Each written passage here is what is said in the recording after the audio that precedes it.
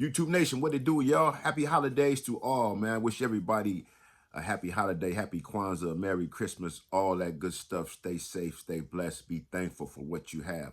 All right, y'all, I'm going to get right to it. So, a lot of people be wanting to know about their kids. A lot of them, they see their kids coming up, and they want to know if their kids is in the gangs and shit like that, right? A lot of parents want to know. All, even though it's a lot, most parents these days got some kind of affiliation in them. Our generation of parents, anyway, because we all come from somewhere. So our kids is the ones that's up nowadays who's banging. A lot of our grandkids is banging. So we know what it's like, man. Because we didn't lived it. Now we see it in our own kids. But some people don't come from that. They didn't live that life. They was just the people that went to high school with us. They just see us from afar, but they didn't run with us.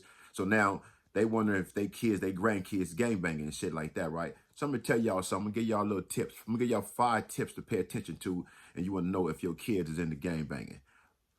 Excuse me. Down this weather got a boy kind of ill. But tip number 1, first thing you're gonna pay attention to is striking up. What I mean by striking up is gang writing.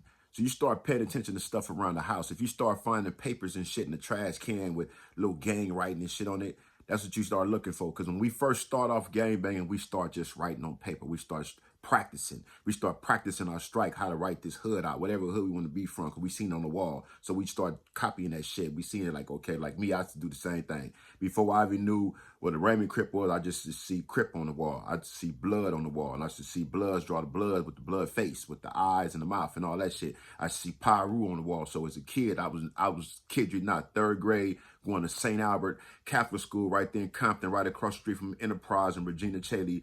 3rd grade at that school, I'm seeing on these walls all this Crip writing, this blood writing, Pyru writing. I should see this stuff. My mom's taking me to school. So what I did, I copied that shit. I just, like I said, me and my nigga Vance Crawford used to do that shit.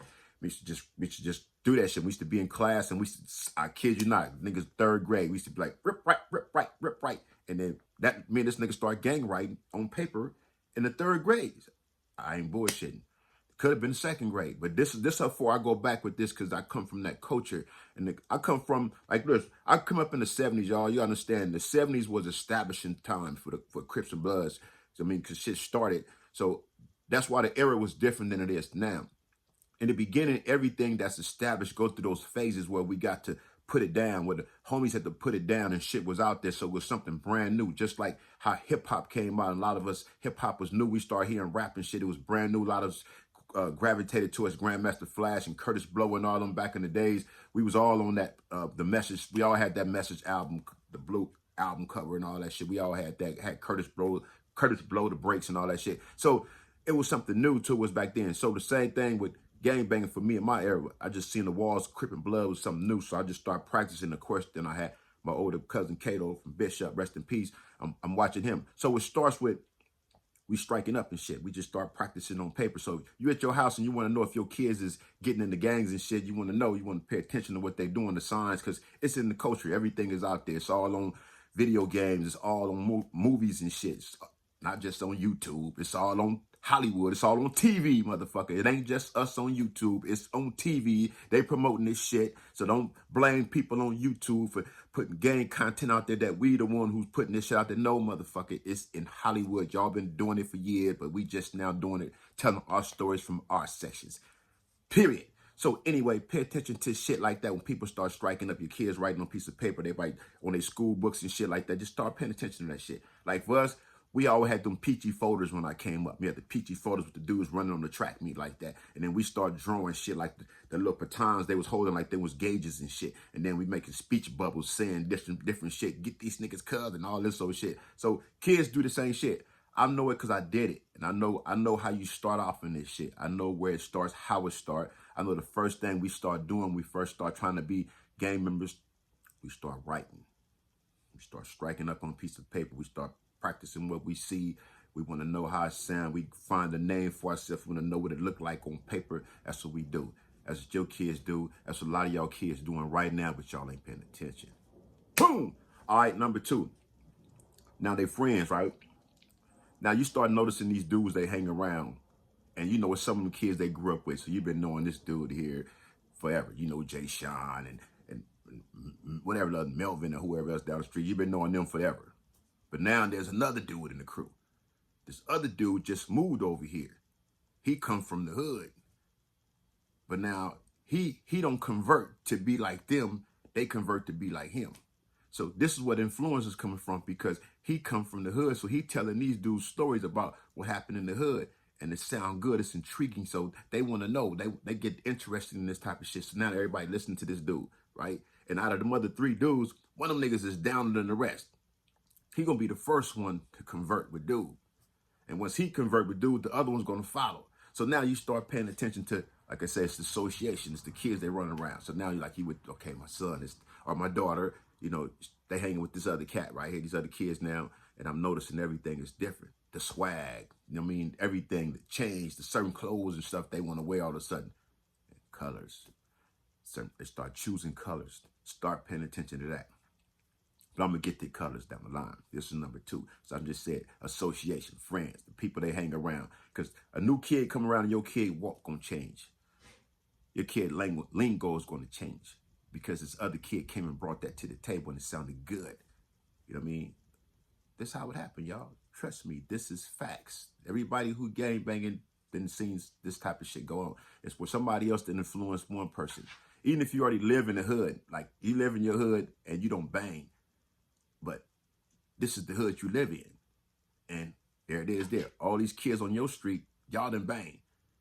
But y'all know these other dudes on the other street, y'all play ball with them, y'all went to school with them, and they come on y'all block and play with y'all sometime, and then they made it intriguing because the things they said what happened on their street 2 blocks over, what they saw happen, and they telling the story.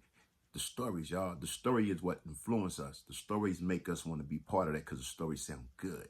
When big homies tell stories in the hood, and this niggas be like sitting back there listening, and that shit's like, you know, I kind of want to do that. Yeah, you know, that's it get in our head like that. So I say number 2 is association, they're friends. Number 3 is, okay, let's get to it, the clothes. You start noticing certain clothes they're wearing, certain colors, stuff like that. If they're wearing baseball hats, pay attention to the hats they're wearing. Pay attention to the letter that's on the hat. You see a dude, he got an R on his hat, everything he got an R on his hat. Of course, your kid more than likely want to be from Raymond or something like that. He following some Raymonds, or he just doing something with the rolling card. But if he got an R on his head, it's pretty much okay. He or she is, you know, they leaning towards Raymonds. They've been hanging around these Raymonds because I'm starting to see R's around the house too much. A lot of R's is popping up on stuff, and you just never notice. Like, how does R's on everything? Why he want everything with an R on it? Like, what did that R mean? There it is there. So you got to pay attention to the hats they wear, the colors they wear. Your kid wearing a lot of red all of a sudden, like, okay, red is trendy nowadays. Everybody wearing red. Red is fly. You know what I mean? So a lot of people wearing it. Loud colors is fly. That's what's happening these days. Your kid starting to wear a lot of red. And it's how they wearing the red. It's one thing you could just have on some red, you have on or blue, but it's how you wear it. So you start paying attention to how they wearing their clothes. Not just the sagging. The sagging is a kind of telltale sign. You start noticing the sagging. You're like, are sagging a lot around here. But I'm going to tell you, if your kid just started getting into gangs, somewhere in their room, they're going to have a rag in that motherfucker. You're going to find a rag, a red rag, blue rag, purple rag, orange rag, light blue rag, brown rag. You're going to find some rags in there somewhere around there. You haven't seen your kid around none of these rags before, and all of a sudden you see rags and you see a rag and they're like, what that rag mean? If it's a lime green rag, you start investigating that. Like, it's got a purple rag in here. You got to start investing that. What the brown rag mean? You know what I mean? Just the blue, just the red. You got to start investigating. What's up with this burgundy rag? What hood be wearing that? You got to investigate that kind of stuff. You see what it's like. I never noticed no bandana in his or her room. All of a sudden I see a bandana in here.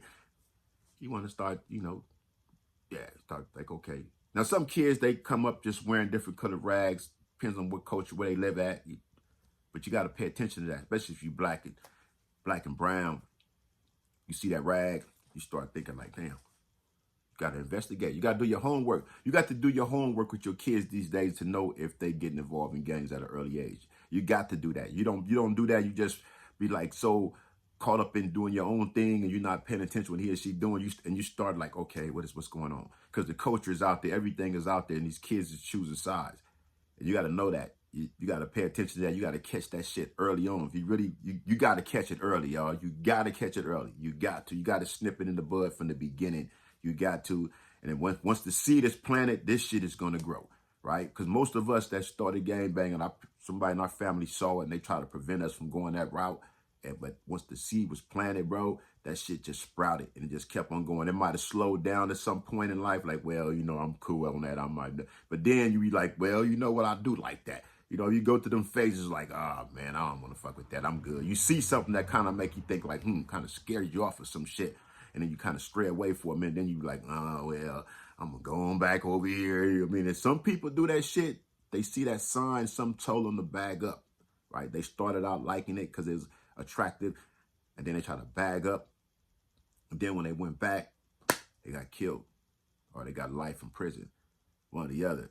So this is a lifestyle, man, that you got to really pay attention to. You got to be focused. You can't be in this lifestyle with the don't give a fuck attitude, even though people think it is cool to have that mentality. It's not, bro, because you got to always give a fuck in life. You got to always give a fuck. Never and stop saying I don't give a fuck, because you're supposed to always give a fuck. You don't even really want to be around people say, because I don't give a fuck about nothing, nigga, I don't give a fuck. Well, I do, bro. So I'm going to go ahead and cut on over here real quick.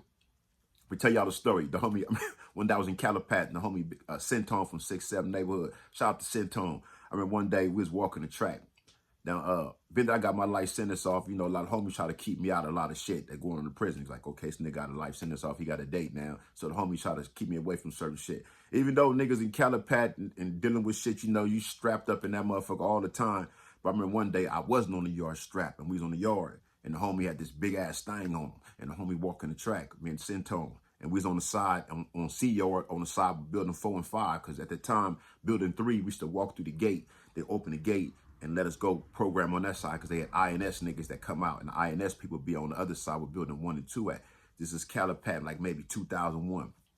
C yard. So we on that side by building 4 and 5, me and the homie Centone walking the yard. And Centone like, Zo, cuz, nigga, I got love for you, homie, but you might not want to be walking with me now, because I got this big ass thing on me, nigga. And if one time bump me up, I'm going to use it, cuz I don't want to fuck off your day. And I was like, nigga, good looking out.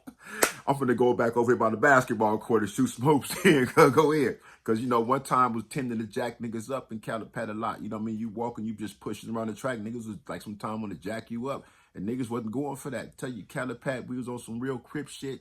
We didn't tolerate nothing from nobody, no COs, nobody, period. Crips didn't tolerate nothing.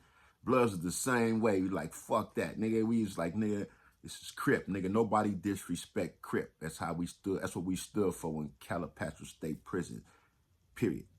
So I just want to share that with y'all, because some people look out for you and they see certain things in you. They kind of point that out and they let you know, watch out, bro. And a lot of times you got older homies, you got cats like myself, see certain things you do. I'm going to tell you, watch out, bro. Slow that shit down. Focus, you know what I mean? Always give a fuck. Now, what was I at? That was 3. Number 4, man, I would say is, you know, you start noticing the dances. You start noticing your kids doing these Crip walks and these B walks and all these different stomps, and different hoods got different dances and shit. You start noticing, like, what is that dance here? You know what I'm saying? It's a trip. You got to pay attention to these kind of signs. This is what you got to pay attention to if you want to know if your kids is out there affiliated with gangs. You got to know. You start watching the dances they do. Now, if this, you got a daughter, they twerking and all that shit. Okay, that's just, you got to watch out for her becoming ratchet or whatever. You know, you got to pay attention to those signs too. But right now, we talking about gang shit, right? So you start watching these dances, niggas are like, okay, you've been sea walking a lot. I see us all on TV, but every time I see him, he's sea walking. Okay, sea walking again. Okay, caught him in the kitchen, sea walking again. Oh, she was in the bathroom, sea walking. Everywhere I see, she's sea walking. So now you gotta like really like, it ain't just a dance that, you know, everybody's doing. You're doing it a little too much. You know what I mean? You're like, hey, wait a minute. You know what I mean? Because I see kids doing that these days. And I'm like, okay. But, you know, little boys, I'm watching like, yeah, I got to watch him because he already sea walking. And then we start giving it up. He was start doing I'm like, oh, shit. He didn't slid past you. You didn't miss something in this kid's life that kid got like that. You know what I mean? So you got to pay attention to these kind of things, man. Pay attention to all these signs in the child's life coming up. You want to know if your kid is affiliated with gangs. You want to know if your kid is becoming affiliated with gangs. Because like I said, it's in video games. It's all over TV. It's all in Hollywood. It's everywhere. It's social media. It's everywhere. And you want to know. You want to care about your kid. Not saying that you don't, but you want to know for those that don't know. A lot of us that come from what I come from, we know the signs. We see it. And niggas see it. A lot of niggas just like, damn, this little nigga starting to bang, cuz. I see he's starting to walk like that. But nigga ain't putting his foot on his neck. Nigga ain't stopping it. Some niggas are just like, cuz, my daughter, she banging, cuz. She just, man, she banging. Now, as a parent, we be on some shit like, man, it's fucked up because we did this shit. And now we know what our mamas and shit, pops and them feel worried about our asses. Now we got kids out here banging. It's like, man, and little cousins and nephews and shit that's banging. You like, man, you know, you like, okay, I didn't made it through all this shit, but will they make it? You know, so we have those kind of concerns. And it's a legit concern because we older, we grew up. Like I said, in our era, we didn't have people my age telling us shit.